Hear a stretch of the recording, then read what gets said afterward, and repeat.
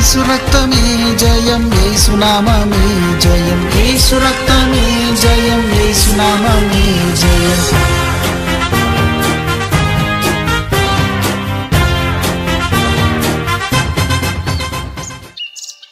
ఈరోజు యేసుక్రీస్తులో మీకు విజయం. అందరికీ యేసయ్య అతి పరిశుద్ధ నామంలో మరి మీ అందరికీ వందనాలండి. ఈరోజు మీకు విజయం. మరి ఈరోజు దేవుని యొక్క వాక్యం చదువుకుందాం. యోబు గ్రంథం 29వ అధ్యాయం 19వ వచనం. హంసవలే నేను దీర్ఘాయు గలవాడనగుతును, నా వేళ్ల చుట్టూ నీళ్లు వ్యాపించును, మంచు నా కుమ్మల మీద నిల్చును, నాకు ఎడతెగని ఘనత కలుగును. హల్లెలూయా. నాకు ఎడతెగని ఘనత వస్తుంది, మంచు నా కుమ్మల మీద ఉంటుంది, నా వేళ్ల చుట్టూ నీళ్లుంటాయి అని చెప్పి ఇక్కడ యోబు పలుకుతున్నాడండి. మరి యోబు అన్ని అనుకూలమైన పరిస్థితులు ఉన్నప్పుడు ఈ యొక్క మాటను పలుకుతున్నాడా? కాదు. అన్ని ప్రతికూలమైన పరిస్థితులు, యోబు జీవితంలో అన్ని కోల్పోయినప్పుడు, ఏమీ లేనప్పుడు, అందరూ మరి శోధిస్తున్న సమయంలో విశ్వాసముతో దేవుని యందు నిరీక్షణతో ఈ యొక్క మాటలు యోబు పలుకుతుండడం ఇక్కడ మనం చూడవచ్చు అన్నమాట. మరి తర్వాత దేవుడు అతను ఎంతగానో ఉన్నతంగా ఆశీర్వదించున్నాడు. పోగొట్టుకున్న ప్రతి దానికి బదులుగా దేవుడు రెండింతల ఆశీర్వాదం, రెండింత మేలులు ఇచ్చి ఉన్నట్లుగా మనం యోబు గ్రంథం చివరి అధ్యాయంలో చూడవచ్చు అన్నమాట. మరి ఆ యొక్క వేళ్ల చుట్టూ నీళ్లు ఉన్నప్పుడు చెట్టు ఎంతగా ఫలిస్తుంది.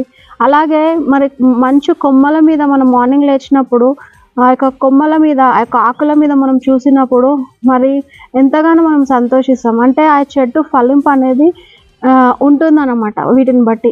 సో అలాగే ఈరోజు నా జీవితంలో ఏమీ లేకపోవచ్చు, కానీ దేవుడు నాకు అన్నీ ఇస్తాడు అని చెప్పి పలికిన మాటలను బట్టి దేవుడు ఎంతగానో సంతోషిస్తాడు. మరి ఆ తర్వాత ఉన్నతంగా యోబును ఆశీర్వదిస్తాడు. మరి తనకు సర్వస్వం కోల్పోయిన వేళ, వ్యాధి బాధలు అనుభవిస్తున్న సమయంలో, మరి అలాగే తన కుటుంబమే లేని పరిస్థితుల్లో, భార్య లేని పరిస్థితుల్లో, చుట్టూ బంధువులు, నాన్న, రక్త సంబంధికులు అందరూ కూడా వచ్చి శోధిస్తున్న వేళ మరి దేవుణ్ణి బట్టి యోబు పలుకుతున్నాడు. మరి మనం కూడా ఎంతోమందితో సహవాసం కలిగి ఉంటాం, కానీ మనము వాళ్ళ దగ్గర నుండి సహాయం ఎక్స్పెక్ట్ చేయక మునిపే మనం చేస్తామేమో అన్న దురుద్దేశంతో మనుషులు మనల్ని పొడుస్తూనే ఉంటారు, మాటల చేత వేధిస్తూనే ఉంటారు, భయానికి గురి చేస్తూనే ఉంటారు. కానీ మనం నిరీక్షణ కోల్పోద్దు. దేవుని పైన నిరీక్షణ ఉంచి మనం ముందుకు వెళ్ళాలని మరి దేవుడు కోరుకుంటున్నాడు అనమాట. మరి యోబును అత్యున్నతంగా దీవించిన దేవుడు ఈరోజు ఈ వాక్యాన్ని బట్టి మనల్ని కూడా మరి దీవించనే ఉన్నాడు. కాబట్టే యొక్క మాటల్ని దేవుడు మన కొరకు వాక్యంగా సిద్ధపరిచి ఉన్నాడు, ఈరోజు మనకు అందిస్తున్నాడు. మరి ఇప్పటి వరకు మనం నిరీక్షణ కోల్పోయినట్లయితే ఈ దినాన్ని ప్రారంభిస్తున్న మీరు మరి ఈ యొక్క వాక్యాన్ని బట్టి ధైర్యం తెచ్చుకోండి. ఇంత మంచి మాటల్ని దేవుడు మనకు అనుగ్రహించి ఉన్నాడు. మన జీవితంలో మంచి రోజులు రాబోతున్నాయి. రెండింతలుగా మరి మిమ్మల్ని వృద్ధి చేయనే ఉన్నాడు, ఆశీర్వదించనే ఉన్నాడు. కాబట్టి ఈ యొక్క వాక్యాన్ని దేవుడు మనకు అందిస్తున్నాడు. మరి యొక్క వాక్యాన్ని బట్టి దేవుని నామానికి మహిమ కలుగును గాక. ఇంత మంచి వాక్యాన్ని సిద్ధపరిచిన దేవాది దేవునికి మనం స్తుతులు చెల్లిద్దామండి. మరి ఈ యొక్క వాక్యాన్ని మరి మీరు కూడా ఇతరులకు షేర్ చేయండి. ఇది కూడా ఇండైరెక్ట్గా దేవుని సేవనే.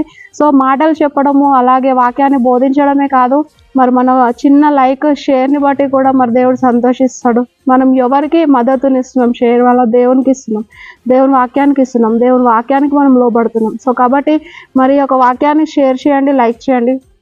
మరి కళ్ళు మూసుకున్నట్లయితే మనం ప్రార్థన చేసుకుందాం. ప్రభువా, నీకు వందనాలు. ఇవ్వబడిన ఒక శ్రేష్టమైన వాక్యాన్ని బట్టి నీకు వందనాలయ్యా. ఈ వాక్యాన్ని రిసీవ్ చేసుకుంటున్న ప్రతి బిడ్డల్ని మీరు దీవించండి, ఆశీర్వదించండి. షేర్ చేస్తున్న వారిని, లైక్ చేస్తున్న వారిని మరి నాయన మీరు అభివృద్ధి పరచండి, ఆశీర్వదించండి. వాళ్ళకున్న ప్రతి విధమైన సమస్యలు యేసు నామంలో కొట్టివేయబడును గాక.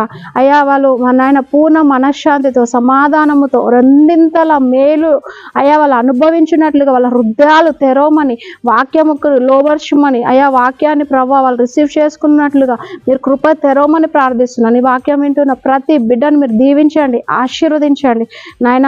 మరి ఈ యొక్క వాక్యాన్ని బట్టి మమ్మల్ని కూడా మీరు మాకు ఇచ్చిన ఈ మందిరాన్ని కూడా మీరు దీవించి ఆశీర్వదించమని ప్రార్థిస్తూ ఈ కొద్ది ప్రార్థన యేసే నామములో అడిగి వేడుకొంచున్నాము తండ్రి, ఆమేన్. మరి గాడ్ బ్లెస్ యూ అండి. ఈ యొక్క వాక్యాన్ని బట్టి దేవుని నామానికి మహిమ కలుగును గాక. Praise the lord.